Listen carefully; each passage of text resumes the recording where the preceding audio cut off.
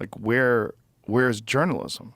Like journalism is such an important part of any sort of functioning culture where people need to find out what is the real information.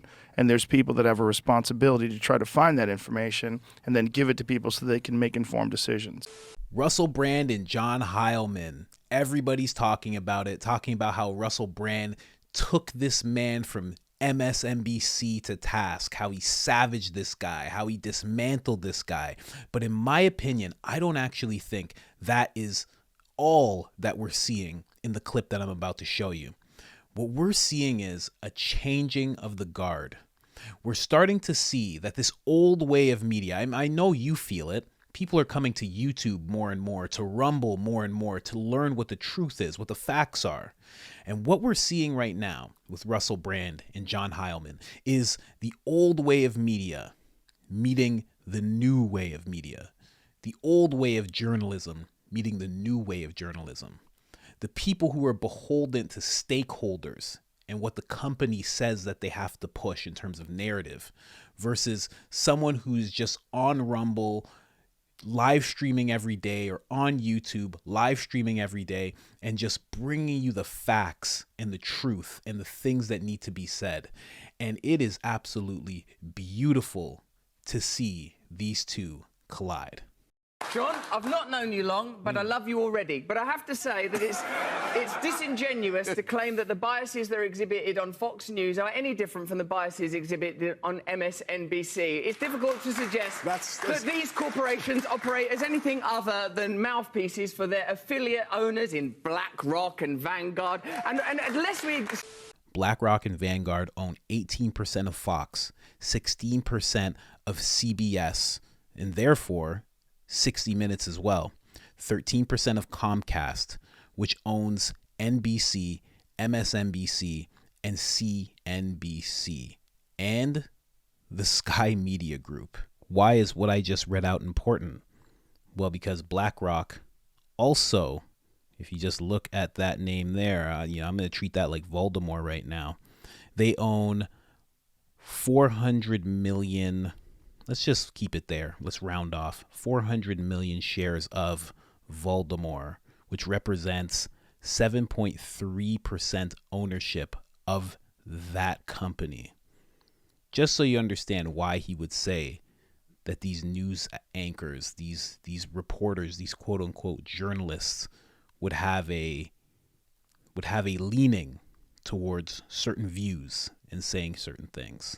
Let's get back to it. Start to embrace, and also, mate, like just spiritually, if I may use that word in your great country, we have to take responsibility for our own perspective. I've been on that MSNBC, mate. It was propagandist nutcrackery on there. I went on the show called Morning Joe. It was absurd the way they carried on. Good Morning Joe. Yes. Yeah, I don't know what it was. It wasn't morning. There was no one called Joe there. No one could concentrate. They didn't understand the basic tenets of journalism. And that's basic good manners. That is where Willie is heading. Who is Willie?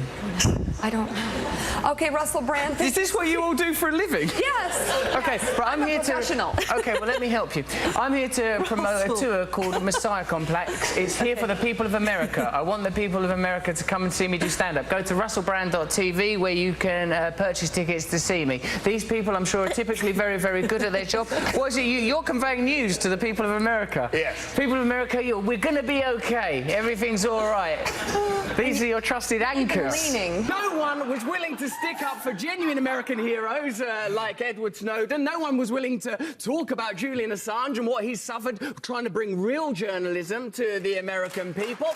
And I think to sit within the castle of MSNBC throwing rocks at Fox News is ludicrous. My friend, Make MSNBC better. Make MSNBC great again. My friend, I would...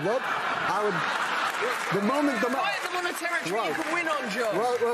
Russell, darling, the moment that you give me a specific example, an actual example... Okay, I'll give you one. Just wait. Wait. Just we need a specific example. How about a specific... Let me tell you what the specific I'd like to hear of. I'd like to hear a specific example, a provable specific example of an MSNBC correspondent or anchor being on television saying something they knew was false, and we're saying behind the scenes to people, I'm about to go out, and we know that the election wasn't stolen You've or something illustrated this equivalent. example. But I will go out on television and say the opposite. You have to understand what he just said when he wanted an example. He said an example where they knew what they were saying was actually the opposite. They knew they were lying. And this is the thing about journalism. Before you're sitting in front of the camera in the news station, you're supposed to have already checked all your facts. See, in the scenario that he's drawing up is a scenario where people are brought, these people, these Brian Stelters, these Don Lemons, these Rachel Maddows, they're brought what they're supposed to say. They're told what the story is. And that's not how journalism goes. That's how acting goes. That's how reading a script goes. That's the scenario that he's drawing up. And see, this is the thing with journalism. It's so far gone that this gentleman, John Heilman, he doesn't even know that that's not proper journalism. Well, I don't think they're journalists. I mean, they're really just television propagandists. That's what they are. And they're working for these enormous corporations, and it benefits those corporations to have a narrative. And so you have a spokesperson for the narrative. There's no way Don Lemon is a journalist. Right. Like, there's no way Brian Stelter is a journalist. They're just not. I will lie. When's my answer? Just give me the specific example. I understand the basic point. Give me a specific example. All right. I'm with you. I think it's a false equivalency, Russell. No, it's not. That's your own biases, plainly. It's not about bias. It's a false equivalency because you don't actually know anything about any of these organizations you're talking about. Even on MSNBC once, big fucking deal. My darling, it was more than enough. You can't come up with such a you carry-on. don't have a single actual fact. Do you want an example? Do you want an example? Yes. The ludicrous, outrageous criticisms of Joe Rogan around ivermectin, deliberately referring to it as a horse medicine when they know it's an effective medicine. Yeah, that's not a bad Rachel example. Maddow turning up on the TV saying, if you take this vaccine, you're not going to get it, when it hadn't been clinically trialed for transmission. Non-responsive. You have to listen. Wait. Do you think you It's can not a improve response. America I by think we could all determinedly be and better. avowedly condemning Fox News without acknowledging that you're participating in the same game? Did you not just listen to Bernie Sanders, someone who plainly, legitimately believes in this country and believes it's possible to change, but is bound by corruption, is bound by the lobbying system? Surely it's clear to you, Bill, as one of the great pundits and experts and comic voices, that systemic change is required. Money has to be taken out of politics. We need new political systems that genuinely represent ordinary Americans so that we can overcome cultural differences. And bickering about which propagandist network is the worst is not going to save a single American life, not improve the life of a single American child, not going to improve America's standing in the world, and the world needs a strong America. I'll tell you that. I'll tell you that. So you have an obligation, a duty, not to condemn these people. Beautifully said by Russell. He had passion.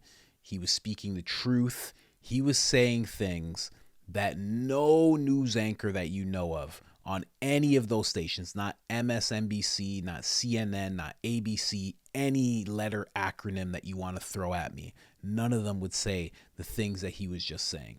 None of them are able to speak the truth on that level. And that's why we're seeing this changing of the guard, like I was talking about at the beginning of this video.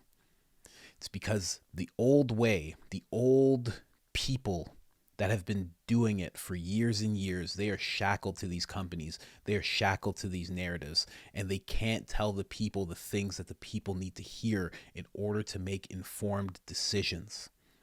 And I'm not saying that guys like Russell and like myself, I'm not saying that they're not going to get it wrong. There's going to be times where they get it wrong, and they're going to have to retract things, and they're going to have to own up to things. And that's just what being a person is all about.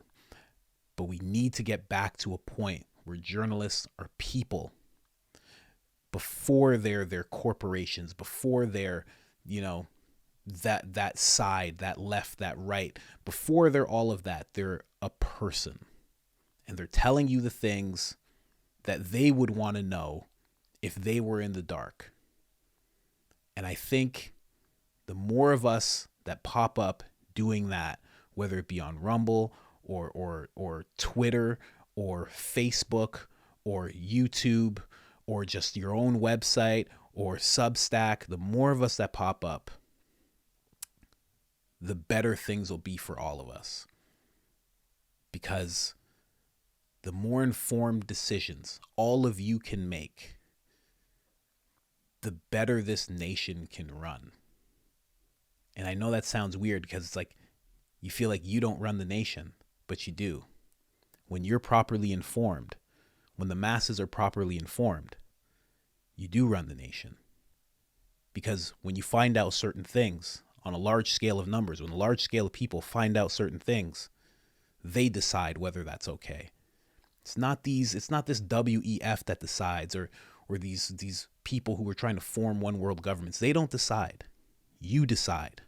But you only get to decide when you know the truth. And we need more of that. I'm out. It's a dirty business, and it's dirty for them too, because if they could be free, they would like to. I think almost everybody would like to just be able to be themselves and have their own opinions and be able to express themselves and be able to think about things openly. But when you are working for a major news organization and you have an enormous paycheck every week that comes to you, if you keep this thing going, you have to keep this charade going, keep this con going. You're going to keep going. You know, you're going to be Rachel Maddow.